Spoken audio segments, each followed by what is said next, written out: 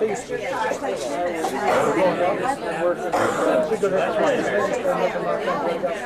we know.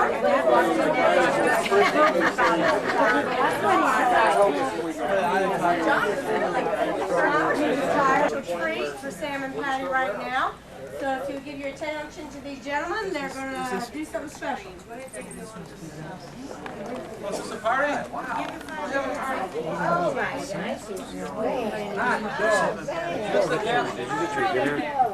Patty, happy anniversary. 50th anniversary. Wow, that's great. You look like a bride. Peyton, you want chicken or ham? You look like a bride. Yeah. Same dress up. You want baked potato or french fries? Baked potato. What do you want? This is one of our boys. I like house. I don't care. Oh, we love it. Yeah. Thank you. Thank you, Roger. Thank you. Happy anniversary to you. Happy anniversary to you. Happy anniversary, Patty and Sam. Happy anniversary to you. Happy anniversary. Happy anniversary. Happy anniversary.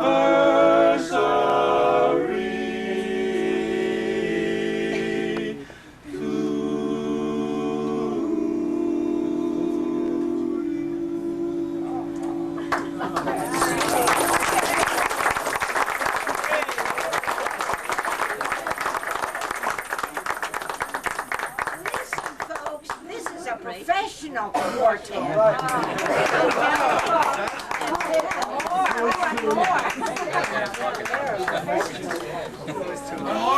Yeah. Band is it. Wait, we're going to do something more.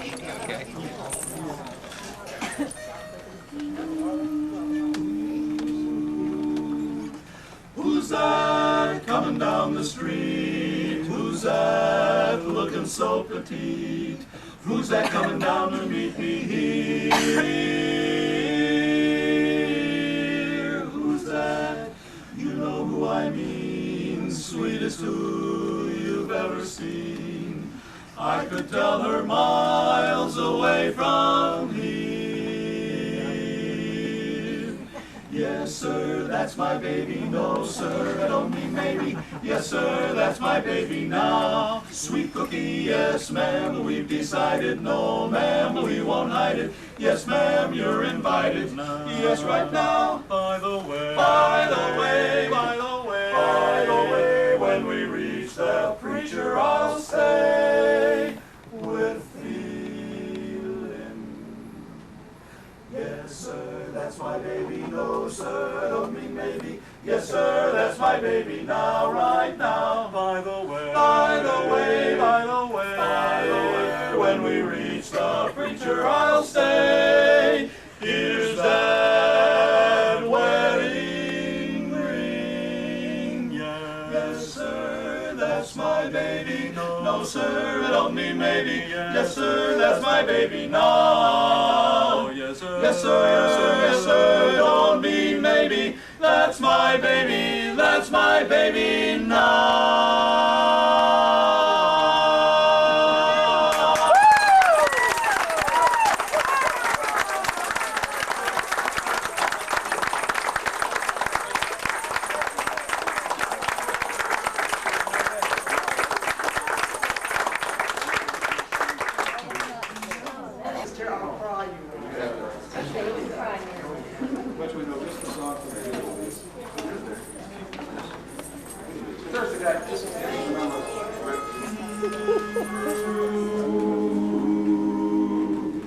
Pass me by one summer day, flash those big brown eyes my way, and know I wanted you forevermore.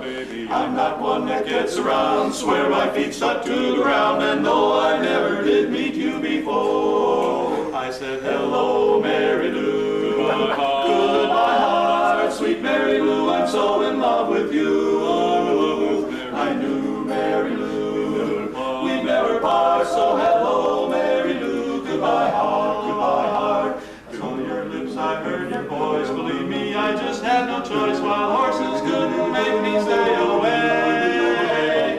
Thought about a moonlit night, arms around That's all I need to see for me to say. Hey, hey, hello, Mary Lou. Goodbye, heart, sweet Mary Lou. I'm so in love with you.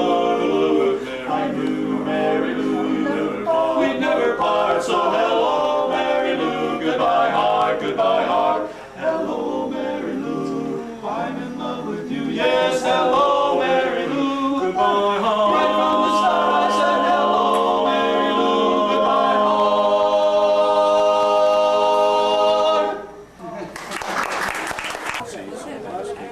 This is where the camera breaks.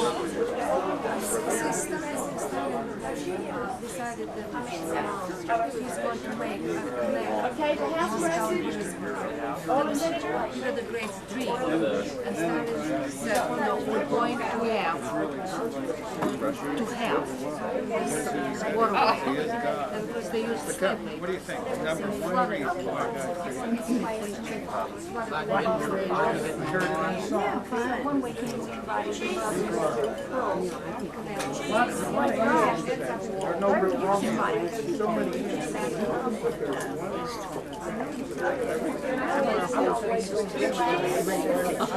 So have another blue cheese?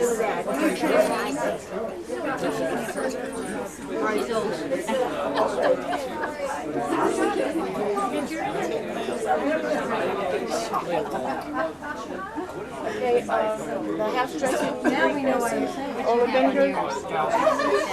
I don't cheese. Yep. David, what you get? Okay, I had the old vinegar here. I wanted it on the side.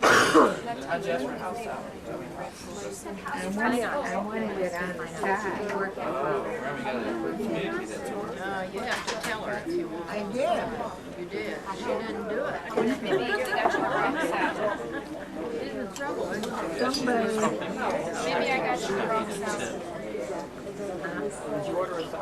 Yeah, it'll be here. Go ahead.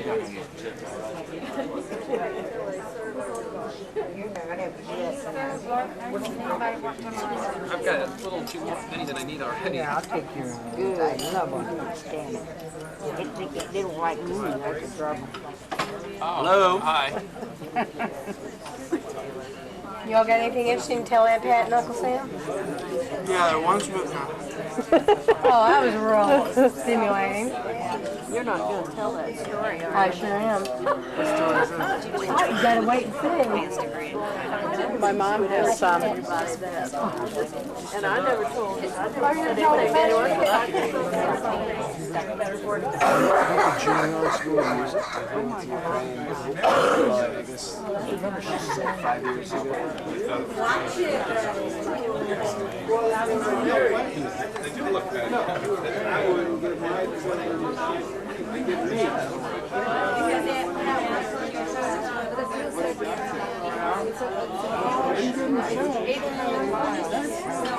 Waterway. And the only commerce that you see is food and crude oil. And wood, that's it. These guys sit in jail.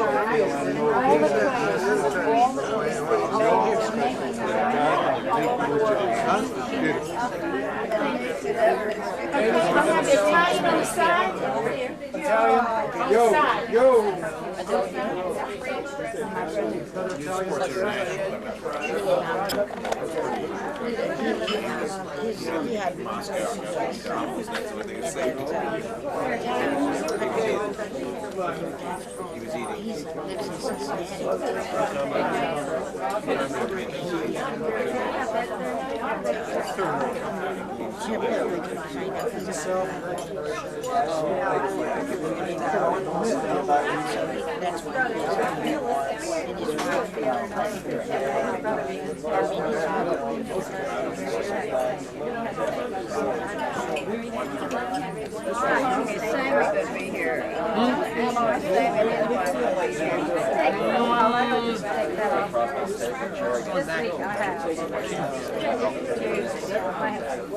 To come and share this very, very special moment with us and our family. And first, I'd like to introduce our wedding party, those of them that were able to be here and to stay. Of course, you know the bride and the groom here. Sam and Patty Metcalf, formerly Earlene Marie Fraze and Samuel Howison Metcalf. Miss Elaine Barber was a matron of honor, excuse me. And Miss Lottie Long over here was also one of our bridesmaids. And most of our groomsmen had to leave after the reception, so, my dad's brother was here, Jack, he was a groomsman. And there are some other members of our wedding party here too. We have our flower girl, Miss Jill, at that time was Barber, but she's now Ferguson. And we also have one of our ring bearers, Mr. Jim. Oh, she was only 18 months old, and if you got a chance to watch the video at all, she was falling down because he was pushing her, just like normal siblings would do. So I think those about, unfortunately, there are quite a few of the wedding party who have gone on, and we miss them dearly and wish they could be here, but it was their time. So we'd also, at this time, I want to introduce, we have two graduates amongst us. We have a college graduate and their grandson here, David E. Metcalf. And we have a high school graduate with Miss Rebecca Ferguson. So I think that deserves a little round of applause here. And we also have a couple who are very dear friends who are celebrating their 56th wedding anniversary. Same day. This is the Zittimas. This is so excited to have a chance to meet them. I think that's quite remarkable. So, excuse me, I will take the time here to read a few things that were in the society page that came out after their wedding. This one was in the paper in Ohio, and it said, this is an announcement of Patty Fraze, the bride, will be remembered by the young folks of 10 years or more ago as one of the girls who did things. She was very active in Girl Scout work and received the Golden Eaglet Award compared to the Eagle Scout honor. This Golden Eaglet is not given anymore, and we believe that Patty was one of the last to whom it was awarded. Well, that's a long time ago, people. Anyway, after graduating from the Falls, or Cuyahoga Falls, Cuyahoga, whatever, this is in Ohio. It's one of them Yankee terms that never made sense to me, but anyway. She went on to Ohio Northern University, getting her degree in 1943. That fall, she went to Denver University for a master's degree in psychology. The next fall, she entered Duke University to get her doctorate. In the fall of 1945, she went to work for the Blind Commission of the state of North Carolina. She met Miss Lottie and her husband George, and worked there until she accepted the position of psychologist at the Veterans Mental Hygiene Clinic in Roanoke in June of 1948. And so that was one of the ones there.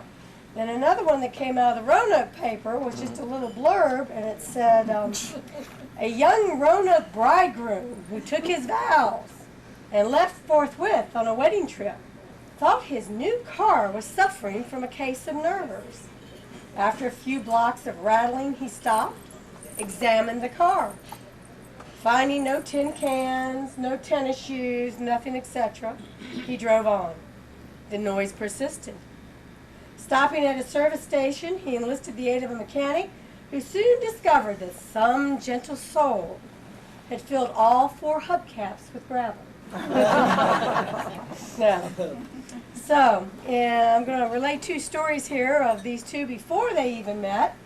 And one was of my dad when he was in the service. He was in the Air Force during the war, the big war. And his nickname was Verge. Now, we have yet to figure out whether it's because he was from Virginia or for another reason, which we won't go into. But, he never told me which. So, he told me the story that he used to, part of his jobs was to refill the airplanes when they came back from their flying missions, their bombing runs over. He was stationed in England, and so to refill these airplanes. And so evidently he was doing that one day, and he got called away and never went back. And then he was sitting there with his buddies, and all of a sudden he hears this guy coming through, this sergeant, I guess, or lieutenant coming through, just cussing a blue streak. Who's the idiot who left the gas running on the tarmac? So my father almost blew up one of the major Air Force bases in England because he forgot to turn the gas off and the gasoline was all over the runway. So that was one of his favorite stories. Another That's one. how we won the war. Another one was on my mother, and I discovered sitting with some of her fellow college roommates back here how very true this story was. That she lived in a very sheltered home, we discovered, where things of personal nature were never really discussed. And so she went on to college, and she was sitting in chemistry class with all these upperclassmen, and they were really ready to pounce on this little freshman, and you know, she was perky and she was ready. Yeah, she was there. And so one day these guys were bored, and so they leaned down to her and said, "Patty, how does a virgin sleep?" Well, my mother, being of a very strict background, thought a virgin was the Virgin Mary. And so she leaned back and she said, "How the heck should I know?" And they just fell out. So she goes back to the sorority house and almost got kicked out of college because she soon discovered what a virgin was, and she wasn't supposed to say that. And so, and my father claims she's still not sure what it is. But anyway.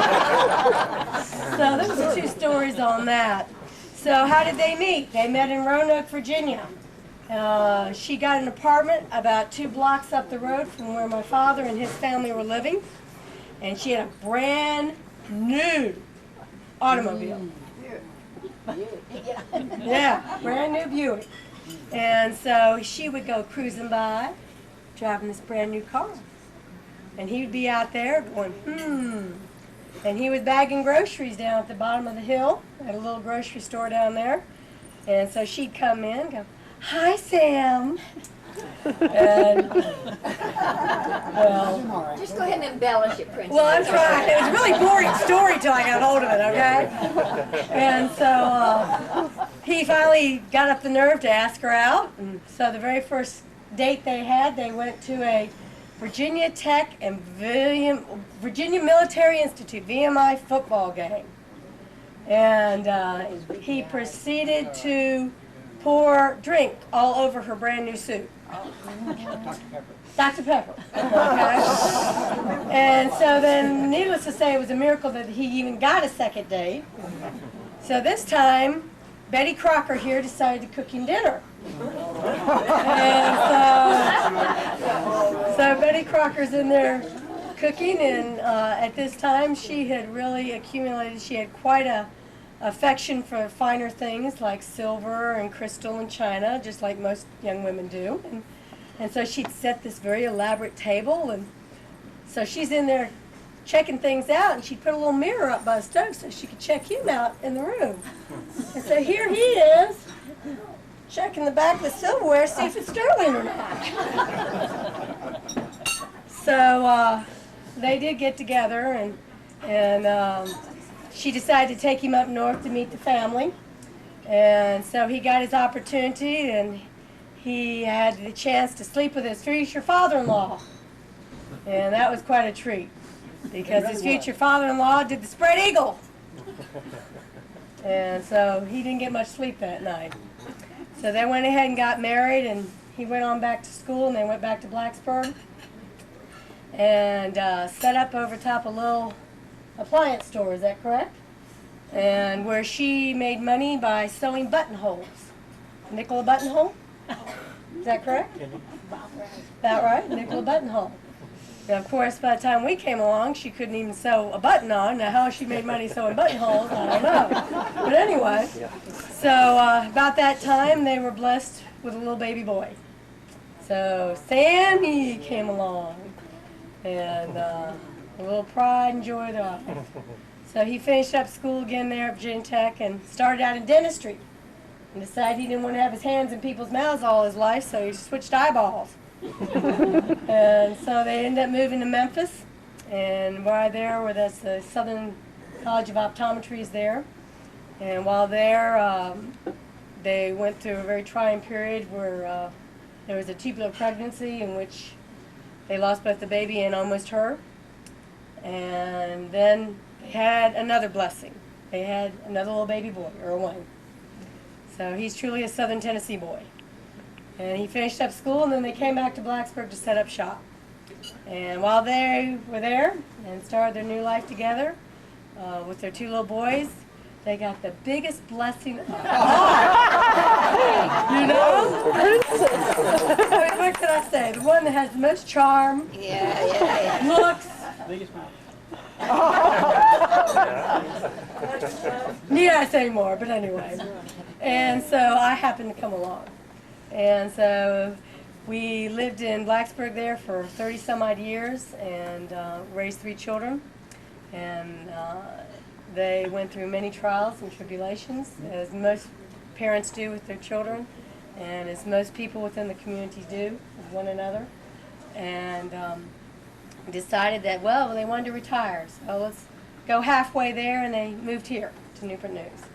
And so we've been here almost, what, 10, 12 years now? We're in our 11th. Oh, 11. And so we're here to celebrate their 50th. I really feel that most couples who've made it this far, they really deserve a Congressional Medal of Honor for combat, because there's definitely been times. One very favorite story was that 6 months after they were married, he was assigned to go back into the service. And she put him on a train, and she was driving the wrong way down a one-way street. The cop pulled her over. And she goes, "Lady, you're going down the wrong way." "I know, but I just put my husband on the train for war."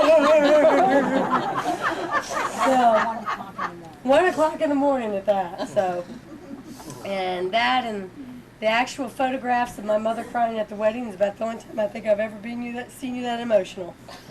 And except for one other time, I must admit, we were traveling to a friend's of mine wedding up in Connecticut, and we were going through some little podunk town, and I was sort of semi-awake, semi-asleep in the back, and all of a sudden I heard this, "Sam, stop, Sam."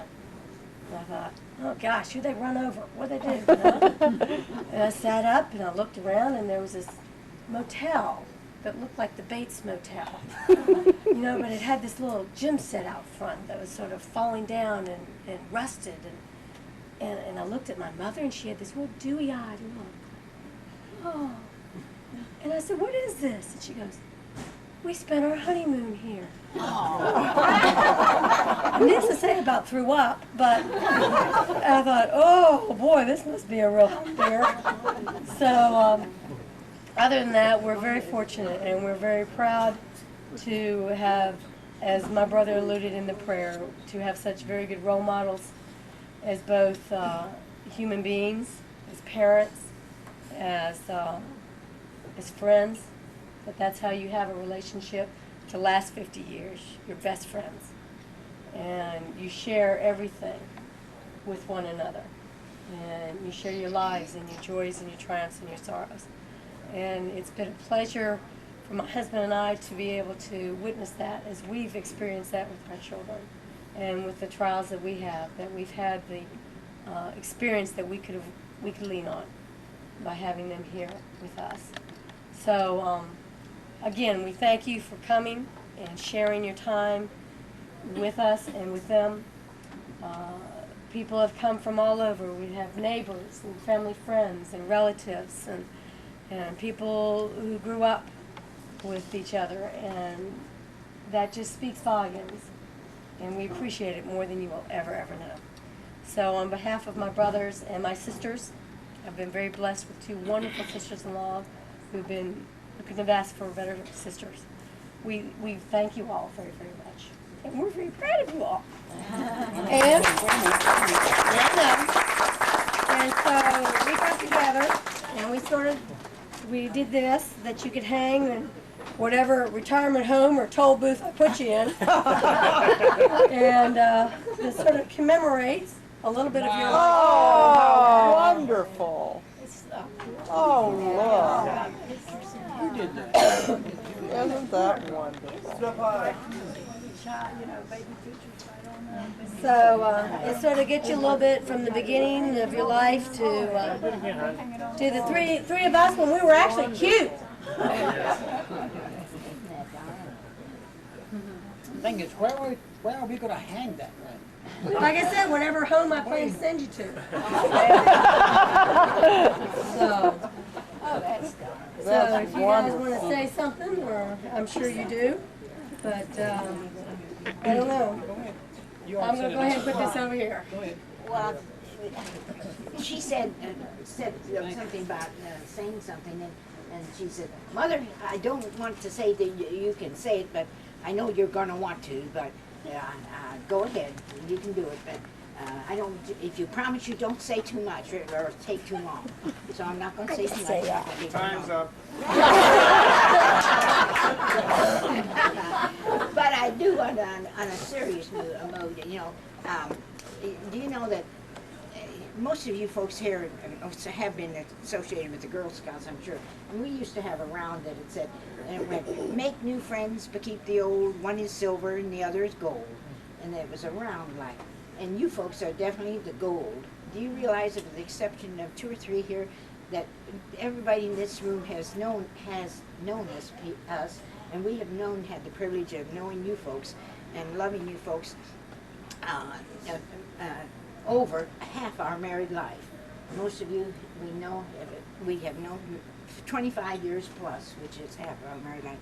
And when you received your invitations, Princess wrote up the thing, and then I think the second verse in the second line in that, it said that because you have been a part of our lives, that we want to invite you to this celebration because of the influence and the effect that you have played, parts that you have played in our lives, why we have wanted to invite you to attend.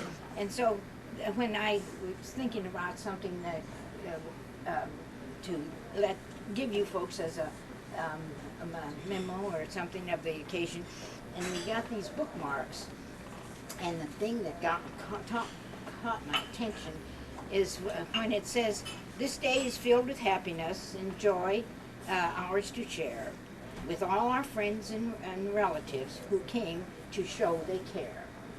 And the fact that you folks have come, and all of you, in fact all of you are out-of-town people, and that most of the people that were at the open house today were, because we've only lived here 10 years, we haven't had as long to make the friends that we have made over the past 25 to 30 years.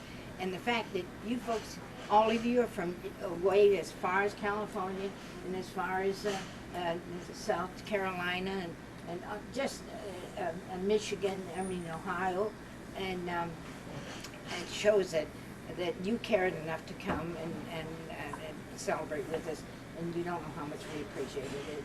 It's a humbling experience that you folks have shown your love by the time and the expense and Not time yet. pardon? Nothing.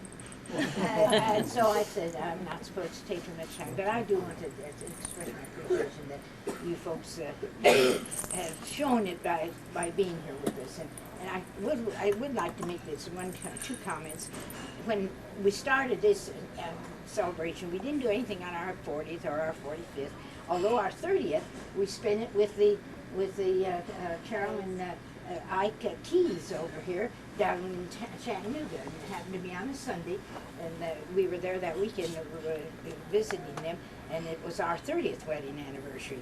So, but we didn't do anything on our 20th, with 25th. Incidentally, I meant to mention this at the house when I was talking about people.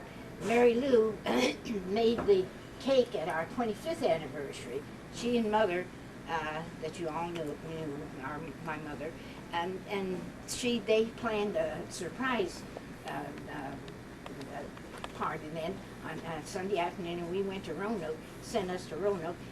Sammy and Patty came from Birmingham, and so then when we got back, well, here, this was the 25th celebration, and Mary Lou made the cake. And here, 25 years later, she made the one today for us, and you just don't know how long. And our friendship goes back 30 years. 37. 37 is that much? But that just shows you how far our relationships with everybody has gone. Then the other thing, people would ask, many of you have heard me say this, so bear with me while I repeat it. What was your recipe that you could stay with one man over 50 years, and what was your recipe? And so I quoted Billy Graham's wife, Ruth Graham Bell, when they asked her when they celebrated their 50th wedding anniversary, and they said, what's your recipe? How could you do it? She says, well, I'll tell you. When I got married, I never would ever consider separation or divorce, never. But murder, yes. so that's I always repeat the same thing. So my time's up. Thank you.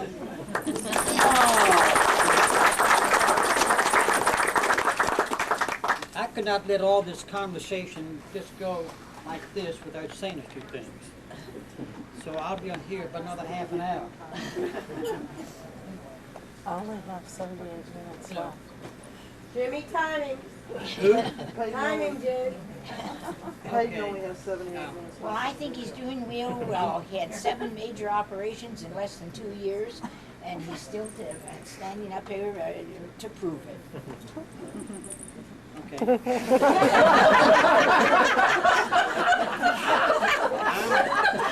I'm going to have a brain transplant.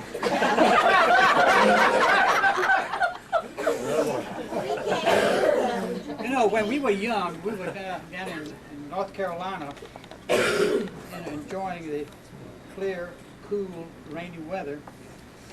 And we'd only been married about a week.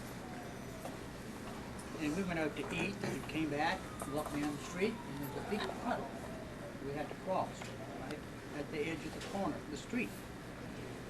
So I had a brand new camel's hair jacket I just bought. So we came and we were sort of hugging each other, and I said, oh, how are we going to get across that big puddle? I just took off my coat, put it right there on that. I said, honey, just walk on my coat, walk over there where it's not that much rain over there. And she just stepped on my coat and got all dirty and so forth. I put it back on. Now, about 3 or 4 weeks ago, we were doing the same thing, came to the same place that we were, and we came to this same puddle. Now I said, jump it, baby, jump it. That's what living together with this young lady is. Now, let's figure out what's happened. 50 years means that you've been living with the same woman, hold it just a minute, 18,150 days that you wake up in the morning and see the same face. Right? Yeah. Multiply 360 days a year by 50 years. Get my calculator out and check it. 365. That's right. Well, one thing I want to let you know that God works in strange ways. You know that. Look what happened. God predestined that we meet long before eternity was even formed. We were in God's plan to meet. And how He got this lady from 700 miles to come down to a little podunk place in Roanoke, Virginia, where I was, and moved 1 block from me. See? And He worked in a strange way, because God can work in inanimate objects. right? That was the best looking Buick I ever saw. You remember, you old folks remember? Black with white sidewall tires. Remember it had the 2-3 holes on each side?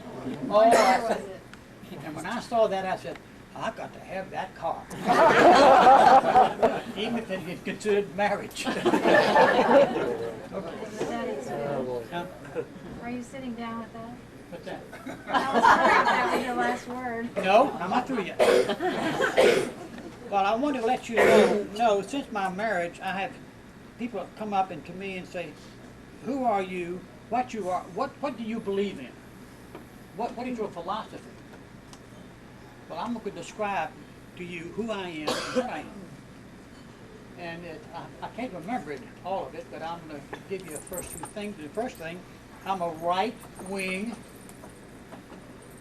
Bible-believing fundamentalist. Geriatric, hokey. Got that, Peyton? So, I'm going to let you know a few things about me that Patty's been taking. Every time we had a meeting like this, Patty would always stand up and say what she had to say, and I'm sitting back there and I'm agreeing with her and so forth. But I was born at a very early age in Stanton. And Woodrow Wilson was born in Stanton. He went to became a president of the United States. Well, I went to become just an optometrist. See? And it's funny how God could take these two people, make them meet, and work in that way, because I was a college dropout. She had 2 degrees, working on a 3rd degree. I was a college dropout. And when I wanted to check my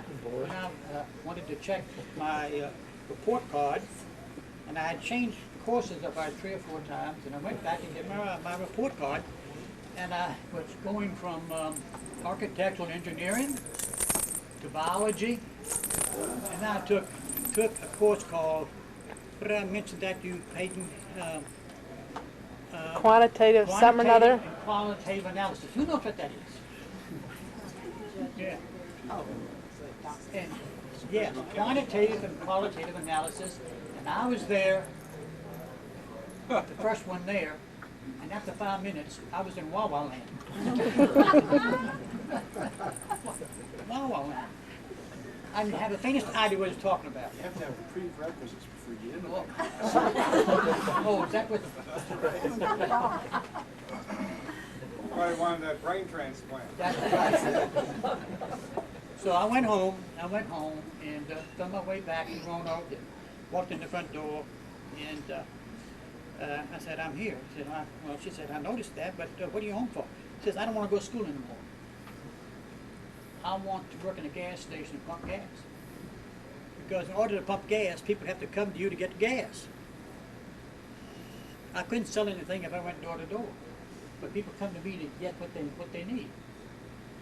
So I went to a little school in Roanoke, and then a big Buick came right by my front door, and I said I had to have it. So that's the way it ended up. So not only did I get a good-looking woman, but I got a good-looking car. So is there anything else you want to add to that?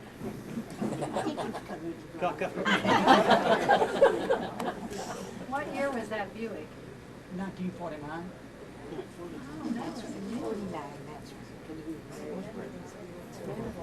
Well, please feel free to, this sort of concludes our evening and our celebration today. Tomorrow morning, we will be meeting, for those of you who wish to join us. We're going to have sort of a brunch, farewell, because I know a lot of people are leaving tomorrow to travel back to home.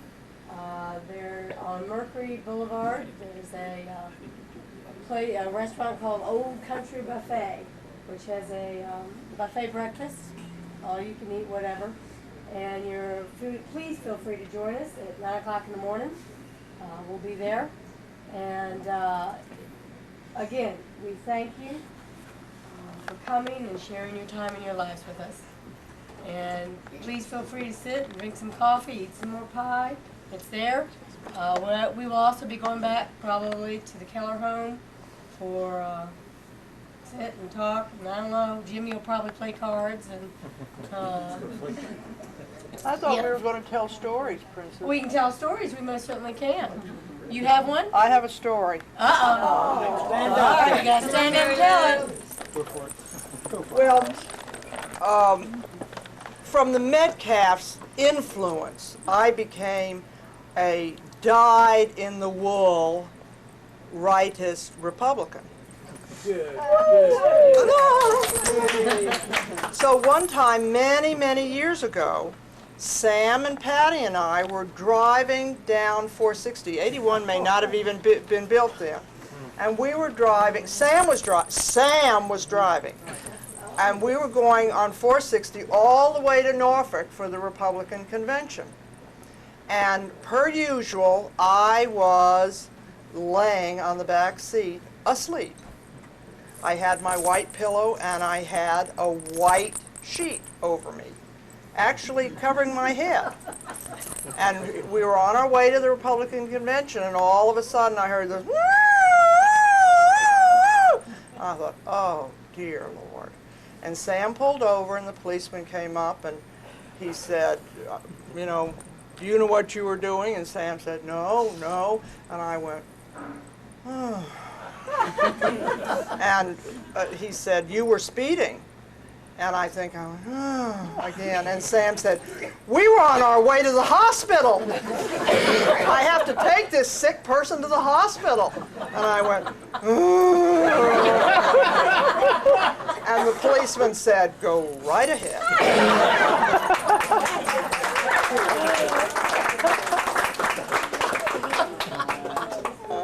Next. Sammy has one. Oh, which one? Oh, real quick? Oh, I'll do one. Since this is, Stand up. are we doing eccentric stories here? Is that? Stand up. Are there any others? I brought two friends home from college one weekend, and we walked. You know, it was interesting just watching tonight, and my mom was collecting unused salad and throwing it all into the, you know, to the styrofoam thing to take home. You know, Depression era kids, and how, I mean, we grew up with, you know, 2 sheets of toilet paper is all you used, and 3 minutes in the shower, and, you know, all this type of stuff. Well, I get home from college and have some friends with me, walk into the den, and at that point we had a collie, we had a Dalmatian, we had a bunch of cats, all sorts of animals, you know. And lo and behold, one of the guys looked over, Mom's sitting there in the den, and he says, what's that around her ankles? I said, ask her. Hey. And she had 2 flea collars around her ankles. And these guys, as friends of mine, they look at it and go, what's that for? She goes, cheaper than spraying the house.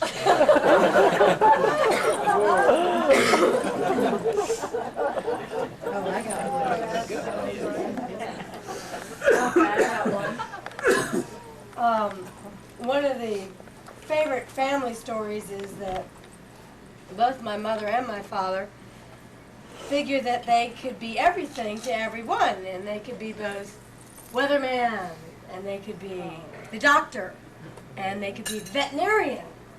You know, they could be the whole thing. So we had the privilege of growing up, and we had horses, and we had gotten this one horse, and beautiful animal, and it was time to do the annual worming of this horse. Well, the veterinarian would charge $25 to come out and worm the horse. Well, unfortunately, my mom, again, the Depression era mentality says, I can do that. Anybody can read the directions and worm this horse. Well, unfortunately, when you do this sort of thing, you have to go by weight of the animal and this sort of thing, which she failed to, I guess, notice And so she went out to warm the animal, and the next day I woke up to my father just screaming bloody murder. And I thought, my golly, what's going on? And I went out and I looked out in the pasture, and here's the horse. Deader than a doornail. And so it was like, she killed the horse by overwarming it. And I'm like, well, what's going to happen now? So then we had to pay $250 for the man with the bulldozer to come and dig the hole to bury the horse that she could have saved by only spending $25. So Where did they bury the horse, Princess? well, we won't tell you where they buried the horse. We have neighbors who still live out there. Are your roses growing real well? So that's another one of our favorites. Dug it up. Yeah, I right. think, Dan, don't you have any, Dan? Come on, you and Gary got to have some good ones. I'll tell you where that horse is. No, don't you dare tell me that horse is. No. You remember it, don't you, Doctor? Don't Well, you okay. remember? You know that. It was up in the corner of Don't tell them backyard, that. and there's a big hump on the golf course. Right there, remember that? Go out, was Big the hump. golf course there? Well, you know, when you had whiskey, you know, Prince was the horse, you know, that we had. I thought, don't you remember? Oh, you remember killing the horse? Oh, I know. They sort of went away gradually, you know. But yeah, Gary and Dan, don't you have some good ones? Another horse? Or is that the horse that got it before? No, that we had, Less careful. we had Should tell you the whole story. we had Well, Thompson. how did nobody You know- might be notice that confused. there was These are dirt our on dear the- friends that were our neighbors. In fact, we had the property, and they were the people that, first people that ever bought. We were going to make a little settlement sort of out there, and Fabriques were the first ones that bought property and built their home out there. And they have a daughter that we thought would be here tonight, but isn't, which was Princess, and Catherine were very good friends, and they had a horse called Whiskey. And yeah, when you had Whiskey, and we had Topsy, and Topsy had the colt, remember?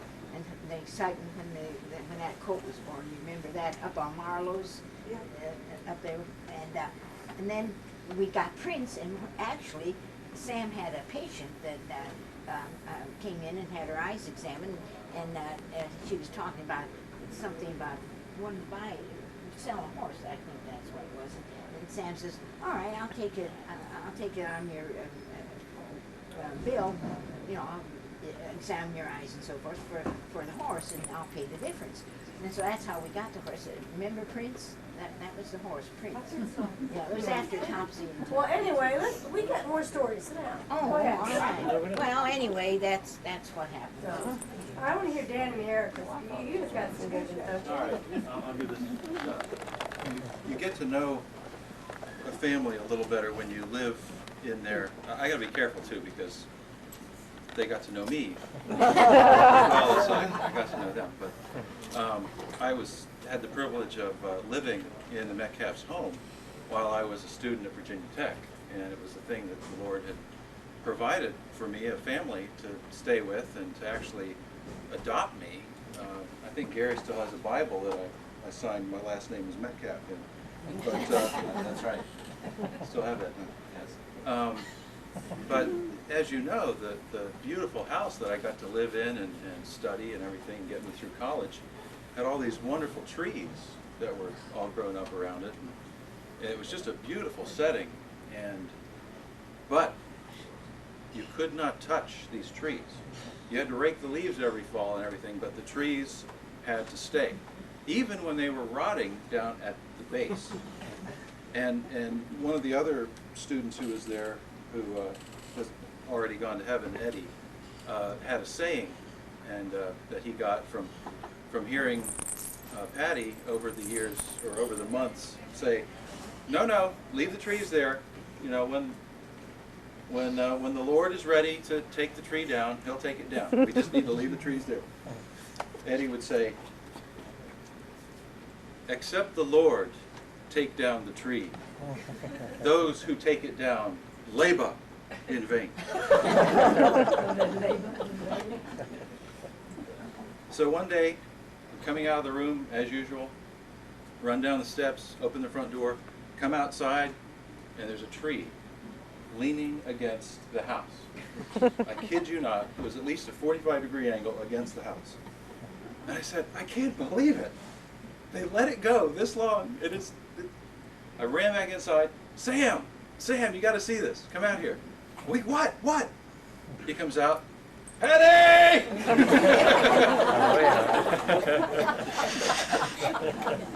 What, Sam? Patty! What? She comes out. It's ready. Yeah.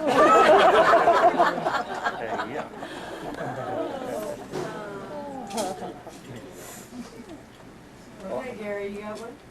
Steve's got well, I can.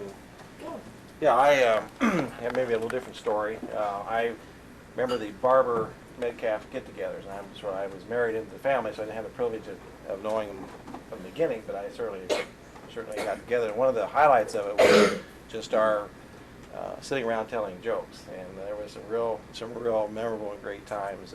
One of my favorite that involves Sam and Patty here is the story about the people up in heaven. They were standing in line, and there was two lines. One long line as far as you could go. You couldn't see the end of it. And at the beginning of it, it said men who were dominated by their wives. And a long, long line. And then somebody recognized there was Sam over the one that said men who dominated their wives. And somebody hollered over at Sam and said, Sam, why are you standing over there? He says, I don't know, this is where Patty told me to stand. But let's just take a serious moment here. Okay, that's enough. And let's go on and talk about some other things. To talk about their marriage of 50 years, I think you have to do it in terms of contrast and comparison. And I have a couple of stories, unfortunately a little sadder, that had to do with couples that had been married for 50 years. And much like this, the first couple were celebrating with friends and family their 50th wedding anniversary. And it was getting towards late in the evening, and people were starting to leave and go their way. And the wife noticed the husband over by the corner, sort of sobbing. And he was a very stoic person. She'd never seen him cry at all, and she thought it must be the occasion that caused him to cry. And she goes over to him. She said, "Honey, why are you crying for?" He said, "Well, you remember 50 years ago, we had to get married." She said, "Well, yes, that's true." He said, "Well, your father told me. He says you can either go to jail for 50 years or marry my wife, or marry my daughter." And I just thinking that I'd be a free man today if it wasn't if I had taken the former choice. Sad, not as memorable as what you're doing. And the other one, of course, is the much like this, a very festive occasion with countless friends and families. And this couple had 50 years of marriage together, and they had a large family, had 10 children, and they were, everybody was regaling with as we did today, with accolades about their life together, and giving them commemorative talks about how wonderful they were as a couple. And the husband was just sort of reminiscing about his life, and he was thinking, it started bothering him the more and more he thought about it. He said they had 10 children. 9 looked exactly the same. They were bright, good-looking, handsome, very accomplished. One was just as odd as he could be. Not very good-looking, not really very accomplished at all. And he just, somehow this 50th year, it just kind of always bothered him, but it really was bothering him tonight. It really was. And so it came to his time to get up, and he spoke very glowingly of his wife and how wonderful she was, and all the years they've had together, and how she'd been such a wonderful mother and wife, and just went on and sat down. And just as he sat down, he heard his wife sobbing very quietly to his side, and he said, "Dear, what is it? Did I say something?" She says, "I have a confession to make." He said, "Well, what is it?" And she said, and she really was reluctant to confess what it was. He said, "Oh, please tell me what it is. I mean, after 50 years of marriage, nothing can destroy our relationship. Just what is it? And she said, well, all the children aren't yours. And he goes, I knew it. He knew it. Said to himself, I knew they're not all mine. You know, and he says, oh, he thought about it. He says, and there's to say, the one little boy, I'll just relax better, his name was Stevie, as opposed to Johnny or something like that. His name, the one that was kind of the oddball. And he said, well, she says, they're not, he just implored her to come off, you know, to tell her who it was. He says, okay. He says, just tell me, please. He said, who was little Stevie's father? And she got real quiet. She sobbed a little more. She sobbed a little more. He said, please, after 50 years, it won't make any difference. He said, who was Stevie's father? And she looked up and said, you are. I knew that too. Think about it a little bit. But no, before I sit down, really, I mean, that's a interesting story. Obviously not true, but what I think it represents is that certainly you guys have represented that there's no getting out of marriage. And there's a commitment to it, and my wife and I, who are still young married at 30 years of marriage, you're a model for us, and we appreciate how you've you've had tough times, but there's been no option. You were never going to leave the marriage relationship, and also the faithfulness of it, as Sammy mentioned in his. Unlike our little story here, which probably wasn't too faithful, you guys did remain very, very faithful in your marriage, and that is something to be appreciated and applauded, which is kind of a rare commodity, unfortunately, in today's society. I think we applauded you before, but I think we ought to give you another round of applause.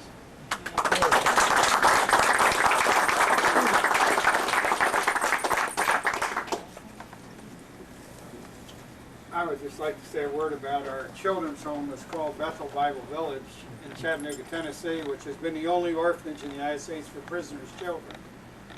And Carol and I went there in 1964 to work. And we had heard about this doctor and his wife who had been supporting the home before we ever went there. And through the years, we got to meet Sam and Patty both, and came up or down to visit them.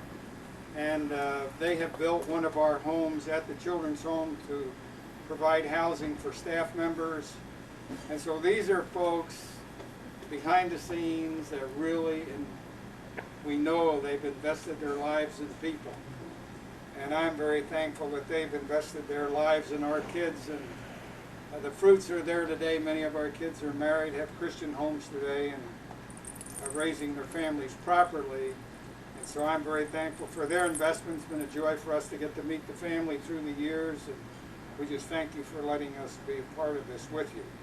But they're going to have a lot of fruit in heaven because of all the lives they've touched, and it just keeps going out and out and out and out.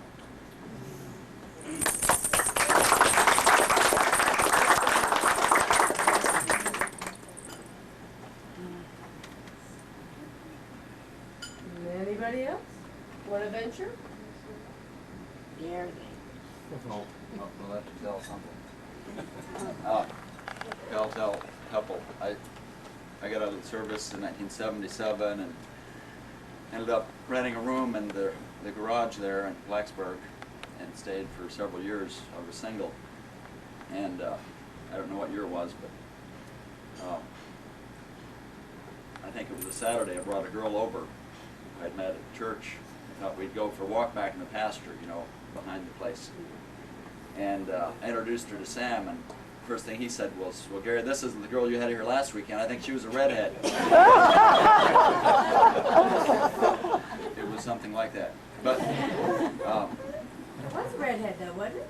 I don't remember. Pat and I were married in 1982, and some of you folks came to our wedding in Princeton, West Virginia, about 50 miles farther west from Blacksburg. So this was in July of '82.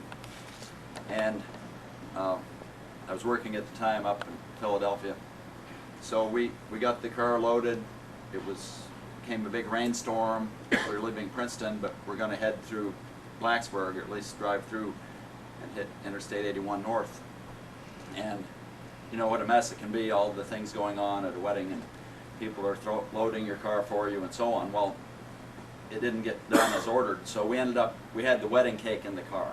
Okay, this wasn't supposed to happen. It was supposed to go in a refrigerator in Princeton. So I said, well, look, we can just leave it at the Metcalf's. So that's what we did. We stopped. They had just gotten home from the wedding. You know, it's like an hour's drive. So we put what we had in the freezer, and I think we were back a year later to have the cake. So, you know, they've been very much to me a family, as I was far from home and living in Virginia, and have been very generous and have made me feel very much part of the family. And I think they've done that for a number of people, and we appreciate them very much.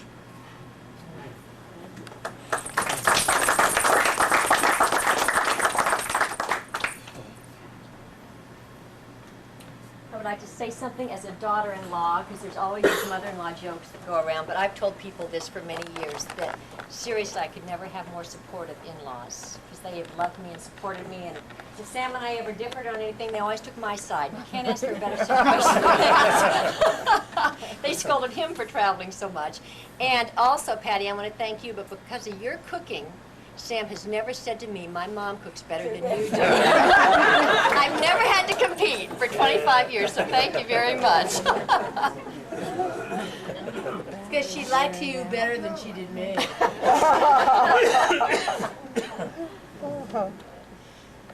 I'm still trying to tell Patty how to boil water. It's a lost cause. We've been joking a lot about the fact that we've been joking a lot about the fact that Patty cannot cook, and it's a very real fact. She cannot. And as a child, I remember quite often that my father would be the one that would fix the green oatmeal and the blue grits and all this fun stuff. But there was one Thanksgiving where we were going to have a real Thanksgiving turkey.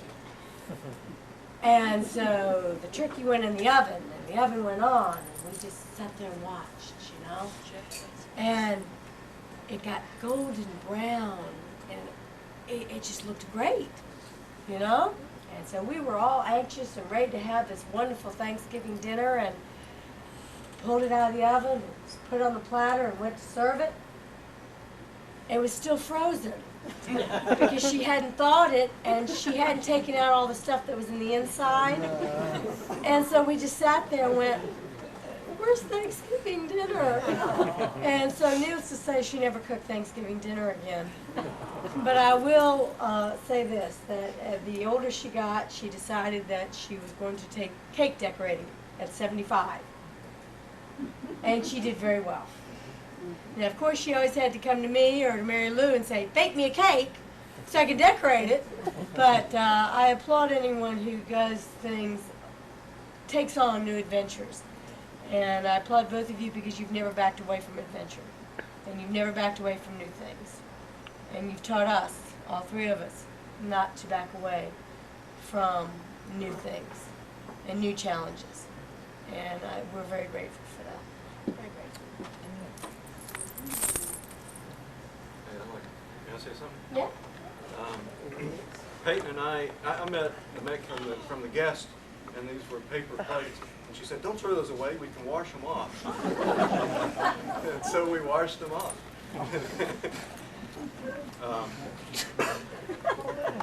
But anyway, they were very kind to us, and on several occasions they paid our way to take us to navigator conferences out of town, and so it was a real big spiritual benefit to us. They were our spiritual parents, and we'll forever be indebted to y'all for that. And I'll tell one little quick story about Sam. I don't know if you remember this, but this was many years ago. You were feeling kind of weak and stuff, and so you had gone to the doctor, and you said, Doc, I'm just not up to my old self. I'm just tired all the time, no energy. And so the doctor told you, this is going to be a little bit tough, but I want you to, it really will work. I want you to walk 10 miles a day for the next 2 weeks. and I guarantee that you'll feel a lot better when you're done.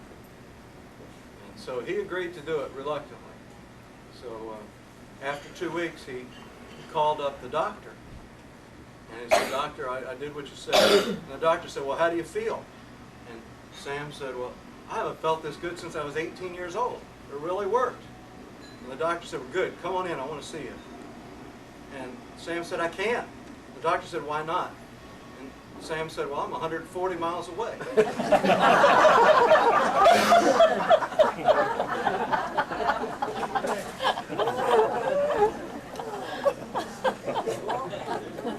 I had to come get me.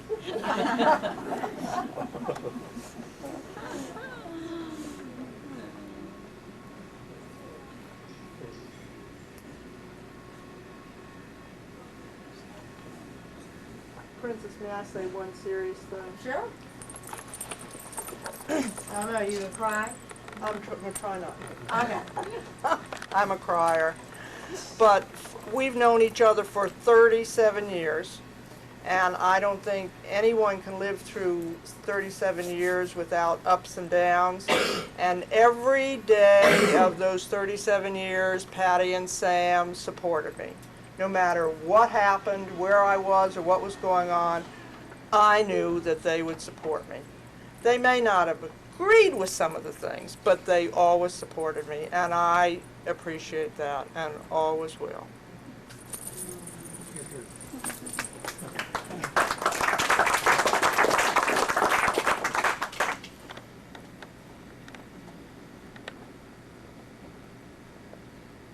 Can anybody say something bad about us? You know, this makes me think a little bit, this kind of reminds me, in a way, my father, being a lawyer, he was also a politician too. And I remember one speech, and I used to go to his speeches with him in his campaigns. His speeches and his campaigns and so forth. And I remember he would tell if he got a real interesting or exorbitant introduction and so forth. And he used to tell this story, and I feel a little like this, the small community in the town drunk died, and he had a large family, and the family sat all in the front row.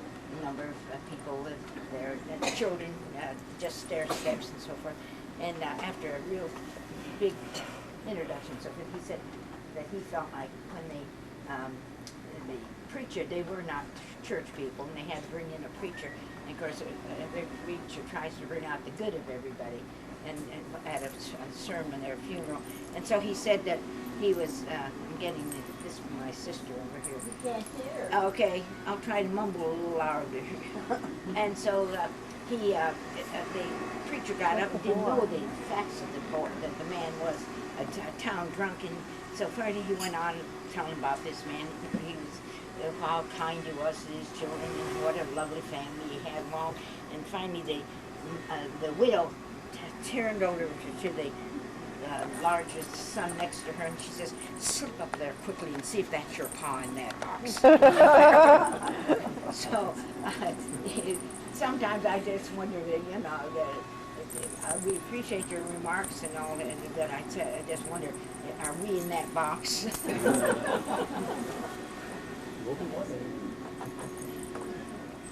getting late, so I think we'll call it an evening. Hi, would you mind praying for us? Thanking the Lord for the evening and closing the time. Would you do it?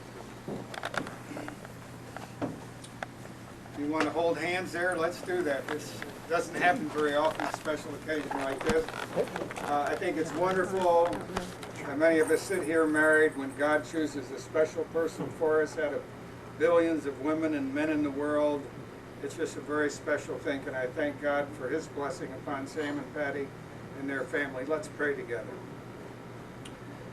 Father, I'm thankful that your Son, the Lord Jesus, is here with us this evening, that we are never alone if we belong to Him. We thank you for your great love and what you've shown what a true father does for his children. You give your best. And Lord Jesus, we thank your example as a son that you gave your best to your father and your family. So we sit here tonight and thank you for your great love as we just remembered it recently at Easter season when you gave your only son for us. And I thank you for this family. I thank you for the children that you've blessed them with, the grandchildren, all the family members, the friends. It's only because of you, Lord Jesus, that we can have deep friendships and deep relationships. And so we thank you for this privilege of bringing everybody here together. We ask that you'll give everybody safety as they travel home. And Father, help each one of us to invest our lives in our families, our wives, our children, because we realize we're investing for eternity. Help us to keep our priorities straight. I thank you for Sam and Patty. They've touched so many lives around the world, and we pray that you'll continue to use them to glorify you and can bless their children and use them in ways that only you know. So thank you again for this special time, and may many of us experience a lengthy marriage, a blessing, and of thanking you for your goodness to us in so many ways that we so often take for granted. We ask all of this, Lord Jesus, in your great and wonderful name. Amen. Everyone is more than welcome to come back to the house.